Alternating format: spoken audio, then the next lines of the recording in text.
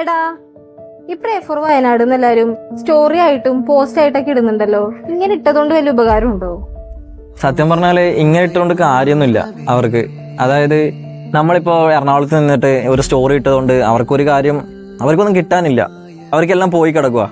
ഇപ്പോൾ ഫാമിലി പോയി, ബന്ധുക്കൾ പോയി, വീട് എല്ലാം പോയി കിടക്കുക.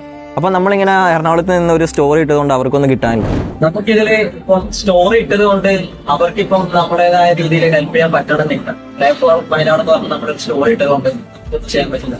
നമ്മള് ചെയ്യേണ്ടതെന്ന് വെച്ചാല് അവർക്ക് പറ്റുന്ന രീതിയിൽ സഹായിച്ചാണ്. അതായത് വസ്ത്രങ്ങള്, പണം, പാർപ്പിടം, ആ രീതിയിൽ നമ്മൾ അവരെ ഹെൽപ്പ് ചെയ്തിട്ടാണ് അവർക്ക് അതൊരു ആശ്വാസം. പൈസ അയക്കുമ്പോൾ നമ്മൾ ശ്രദ്ധിക്കണം. അതായത് ഇപ്പൊ ഒരുപാട് സ്കാം ക്യുആറുകൾ പുറത്തു വരുന്നു. അപ്പൊ നമ്മൾ പൈസ അയച്ചിട്ട് കുറെ തട്ടിപ്പുകൾ നമ്മൾ കാണുന്നുണ്ടല്ലോ. അപ്പൊ അത്തരത്തില് എല്ലാം ചെക്ക് ചെയ്തിട്ട് വെരിഫൈഡ് ആയിട്ടുള്ള QR കോഡിലേക്ക് മാത്രം ശ്രദ്ധിച്ച് പൈസ അയക്കുക. അപ്പൊ നമ്മള് അയക്കുമ്പോൾ അവർക്ക് കൂടി ഹെൽപ്ഫുൾ ആവുന്ന രീതിയിൽ വേണം കാര്യങ്ങൾ ചെയ്യാൻ. Let's do for Wayanad.